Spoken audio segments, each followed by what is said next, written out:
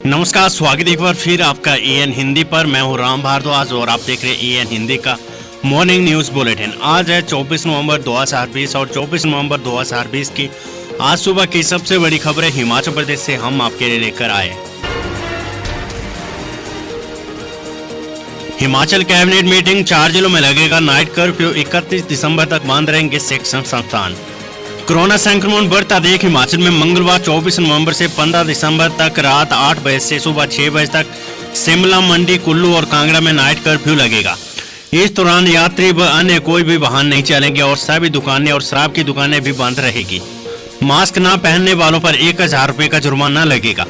दफ्तरों में केवल आधा स्टाफ आएगा। कर्मचारी बारी बारी से 3 दिन आएंगे। मुख्यमंत्री जयराम ठाकुर की अध्यक्षता में सोमवार को हुई कैबिनेट बैठक में हिमाचल में कोरोना संक्रमण को रोकने के लिए कई महत्वपूर्ण फैसले लिए गए हैं। 31 दिसंबर तक पहले 3 दिनों में 50% कर्मचारी कार्यालय में उपस्थित रहेंगे। शेष 50% अगले 3 दिन आएंगे। सरकारी कार्यालय में तृतीय और चतुर्थ श्रेणी के कर्मचारी 50% आएंगे। खुले स्थानों पर सभी सामाजिक, राजनीतिक, सांस्कृतिक, खेल आदि समारोह में सामाजिक दूरी के नियमों की अनुपालना करनी होगी। इनमें केवल 200 लोग ही शामिल हो सकेंगे। जनमंच कार्यक्रम 15 दिसंबर तक नहीं होंगे। राज्य में सभी बसें 15 दिसंबर तक केवल 50% सवारियों के साथ चलेगी। बैठक में अगले वर्ष मार्च 2021 में नगर निगम धर्मशाला के लिए होने वाले चुनाव के साथ नवगठित नगर निगमों मंडी, सोलन और पालमपुर के चुनाव भी करवाने का फैसला लिया गया है। पंचायतों के चुनाव समय पर होंगे। प्रदेश में कोरोना संक्रमण के मामले बढ़ने से सरकार ने 4 जिलों में नाइट कर्फ्यू लगाया है। कर्फ्यू के दौरान 4 जिलों में शिमला, कांगड़ा, कुल्लू और मंडी में अब जरूरी वस्तुओं की आपूर्ति की जा सकेगी। इसमें दवा की दुकानें, दूध, ब्रेड, खाद्य आपूर्ति की वस्तुएं उपलब्ध रहेगी। नाइट कर्फ्यू में जरूरी काम से आने जाने के लिए पास बनाना अनिवार्य होगा। ये पास जिला प्रशासन की ओर से जारी किए जाएंगे। कर्फ्यू जिले में एम्बुलेंस चलती रहेंगी। अगर किसी की गाड़ी में गंभीर रोग या ले जाया जा रहा है तो उस गाड़ी को नहीं रोका जाएगा। सरकार ने मास्क पहनना अनिवार्य किया। अगर कोई व्यक्ति मास्क नहीं पहनता हुआ पाया जाता है तो उसे 1000 रुपये जुर्माना लगाया जाएगा।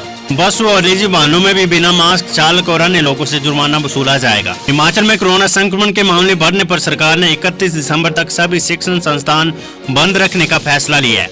सभी स्कूलों, कॉलेजों, ITI कोचिंग संस्थानों पर यह आदेश लागू रहेगा। हिमाचल प्रदेश विश्वविद्यालय पर यह आदेश लागू नहीं होगी। विश्वविद्यालय प्रबंधन एक स्वायत्ता संस्था होने के चलते स्वयं इस पर फैसला लेगी।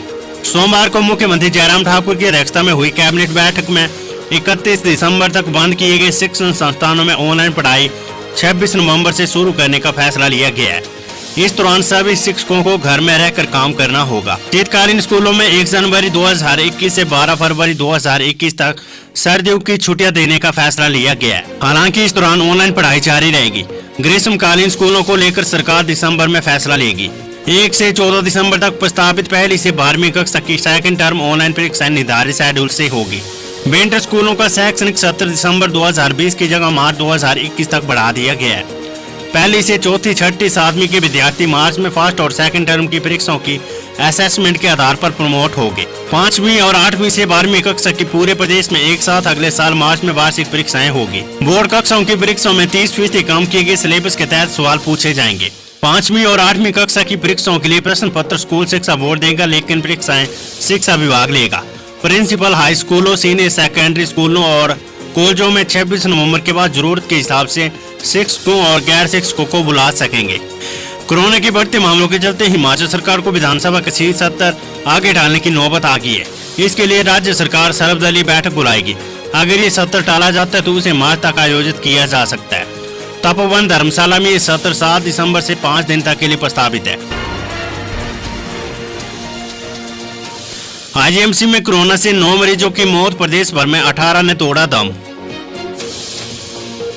हिमाचल प्रदेश में सोमवार को कोरोना से 18 मरीजों की मौत हुई है। शिमला के इंदिरा गांधी मेडिकल कॉलेज एवं अस्पताल में कोरोना पॉजिटिव मरीजों की मौत का सिलसिला थमने का नाम नहीं ले रहा है। रविवार से लेकर सोमवार देर शाम तक अस्पताल में 9 मरीजों की मौत हो गई है।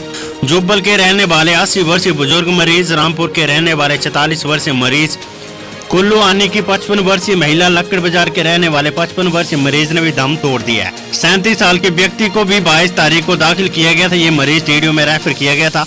इसकी रविवार देर रात मौत हो गई है। चांदपुर रामपुर का 62 वर्षीय मरीज, धर्मपुर सोलन की रहने वाली 70 वर्षीय मरीज महिला की मौत हो गई है। इसके अलावा 65 साल की बुजुर्ग महिला को 22 तारीख सुबह IGMC में लाया गया था।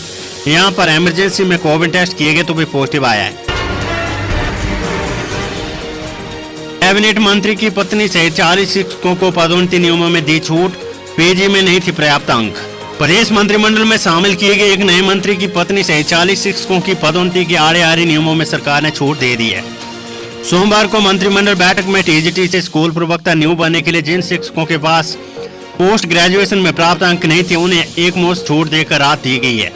सोमवार को दिन भर सोशल मीडिया पर यह मामला गरमाया रहा। टीजीटी के आरएनपी नियमों के तहत वर्ष 2010 के बाद पदोन्नत होने वाले शिक्षकों के लिए पोस्ट ग्रेजुएशन में 50% अंक होना जरूरी कर दिया गया था। 2010 से पहले पदोन्नत शिक्षकों के लिए नियम नहीं था। शिक्षा विभाग की ओर से इस बाबत मंत्रिमंडल की बैठक के लिए प्रस्ताव भेजा गया था। प्रस्ताव में कहा गया था कि वर्ष 2002 में नियुक्त टीजीटी जो 2008 के बाद नियमित हुए उन्हें पदोन्नति के लिए बनाए गए नियमों में छूट दी जाए। मंत्रिमंडल ने चर्चा करने के बाद विभाग के प्रस्ताव को मंजूरी देते हुए इन शिक्षकों की स्कूल प्रवक्ता नियुक्त बनने की राह आसान कर दी है। मंत्री की पत्नी जिला बिलासपुर में कार्यरत है। इनके साथ लगे कई शिक्षक कोर्ट के फैसले के बाद पदोन्नत हो चुके हैं। अब सरकार ने इन शेष शिक्षकों के पक्ष में फैसला लेते हुए इन्हें राहत दे दी है। कैबिनेट के फैसले, मास्क न पहनने पर लगेगा 1000 रुपए जुर्माना। कोरोना संक्रमण बढ़ता देख हिमाचल में मंगलवार 24 नवंबर से 15 दिसंबर रात 8 बजे से सुबह 6 बजे तक शिमला, मंडी, कुल्लू और कांगड़ा में नाइट कर्फ्यू लगेगा। इस दौरान यात्री व अन्य कोई भी वाहन नहीं चलेगी। सभी दुकानें और शराब की दुकानें बंद रहेगी। मास्क न पहनने वाले पर 1000 रुपए जुर्माना लगेगा। रात्रि कर्फ्यू लगने से रात को नहीं बजेगा बैंड बाजा, शादी समारोह पर छाया संकट। कोरोना संक्रमण के मामले लगातार बढ़ते देखकर हिमाचल सरकार ने 4 जिलों में नाइट कर्फ्यू लगा दिया है। इससे इन जिलों में शादी समारोह की रात को बैंड बाजा नहीं बजेगा और रात को होने वाली रस्मों पर संकट छा गया है। वहीं समारोह में 100 लोगों के ही शामिल होने की शर्त ने भी आयोजनकर्ताओं को मुसीबत में डाल दिया है। इसके चलते कई जगहों पर धाम भी कैंसिल करनी पड़ी है। होटलों, जनघरों और मैरिज पैलेस में शादियों की बुकिंग रद्द होने की नौबत आ गई है। अकेले मंडी जिले में 24 नवंबर से दिसंबर माह तक करीब 150 शादियां होनी है। कोरोना वायरस इन हिमाचल का कोरोना पॉजिटिव रेट देश भर में सबसे ज्यादा। हिमाचल का कोरोना पॉजिटिव रेट देश भर में सबसे ज्यादा पहुंच गया है। हिमाचल प्रदेश में कोरोना संक्रमण का हॉटस्पॉट बन गया। प्रति 100 टेस्ट में 10 से 15 लोग पॉजिटिव आ रहे हैं। 26 अक्टूबर के बाद प्रदेश में संक्रमण के मामलों ने रफ्तार। 26 अक्टूबर से 8 नवंबर के बीच प्रदेश में कोरोना पॉजिटिव रेट 8.1% था, जो 22 नवंबर को 15.3% पहुंच गया है। 15 दिनों के भीतर प्रदेश में कोरोना पॉजिटिव रेट दोगुना हो गया है। दिल्ली 12.8% के साथ दूसरे नंबर पर है। रात्रि कर्फ्यू लगाए जाने से एचआरटीसी बसों की समय सारणी बदलने की तैयारी। हिमाचल के 4 जिलों में रात्रि कर्फ्यू लगाए जाने से परिवहन निगम अपने नाइट रूटों की समय सारणी में बदलाव करने की तैयारी कर रहा है। इन दिनों नाइट रूटों पर 100% ऑक्यूपेंसी चल रही है। इससे निगम को प्रतिदिन लाखों रुपए की कमाई हो रही है। ऐसे में परिवहन निगम ने समय सारणी आगे पीछे करने का फैसला लिया है। निगम का कहना है कि दिल्ली से शिमला, धर्मशाला आने वाली बसें शाम को 8 बजे के बाद अड्डे पर आती है। कर्फ्यू लगने से ये बसें सोलन से आगे नहीं आ सकेगी।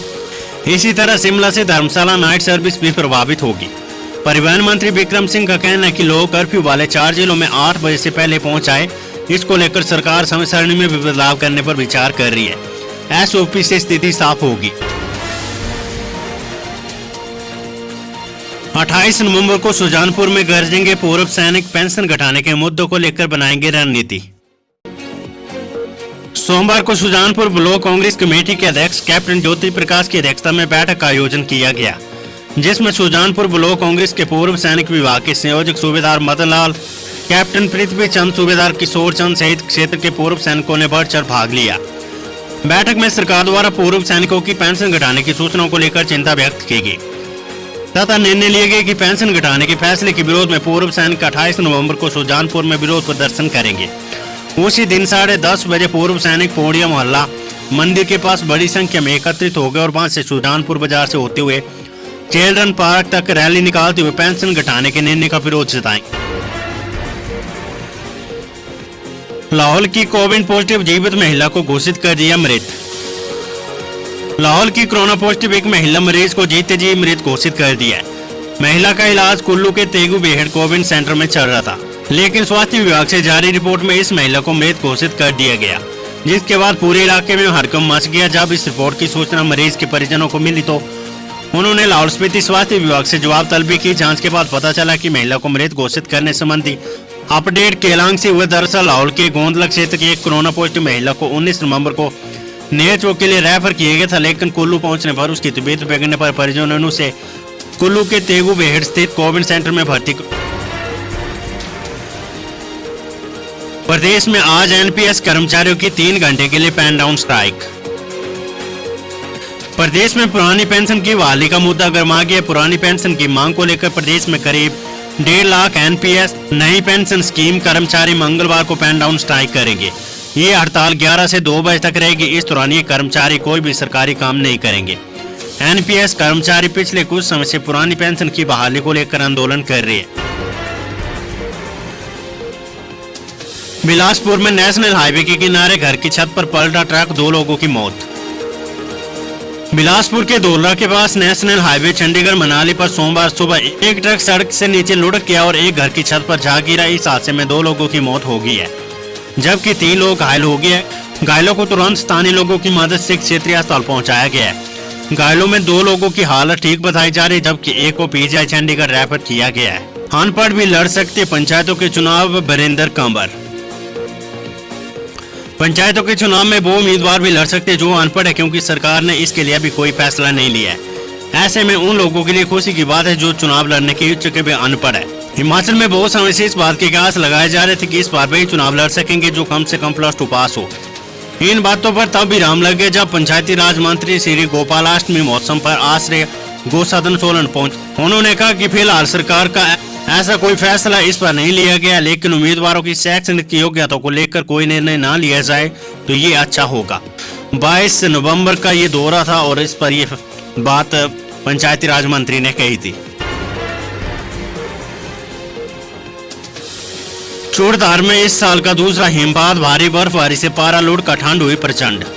सिरमौर जिले की सबसे ऊंची चोटी चूड़धार में सोमवार को इस साल का दूसरा हिमपात हुआ है। जानकारी के अनुसार सोमवार सुबह तक चूड़धार में 1.5 से 2 फीट बर्फबारी दर्ज की गई है। वहीं नोहराधार व हरिपुर धार की पहाड़ियों पर 2 इंच बर्फ गिरी है। बर्फबारी से क्षेत्र में कड़ाके की ठंड है, जबकि समूचे क्षेत्र में तापमान में भी भारी गिरावट दर्ज की गई है। भले ही ठंड ने समूचा गिरिपार जकड़ लिया, लेकिन बारिश की दस्तक से लंबे समय से इंतजार कर रहे किसानों ने राहत की सांस ली है। बिना बारिश से किसानों की नकदी फसलों को व्यापक असर पड़ा था। चूड़धार मंदिर में स्थित पुजारी कमलनाथ ने श्रद्धालुओं से अपील की है कि अब मंदिर के कपाट बंद हो चुके, कोई भी श्रद्धालु यात्रा ना करे। दोस्तों, अगर अभी तक आपने हमारे चैनल को सब्सक्राइब नहीं किया है तो यहाँ क्लिक करके हमारे चैनल को सब्सक्राइब कर लें। साथ ही इस नोटिफिकेशन बेल पर भी जरूर क्लिक करें, जिससे कि आप हमारे आने वाले सारे वीडियोस की नोटिफिकेशन अपने मोबाइल पर पा सकें।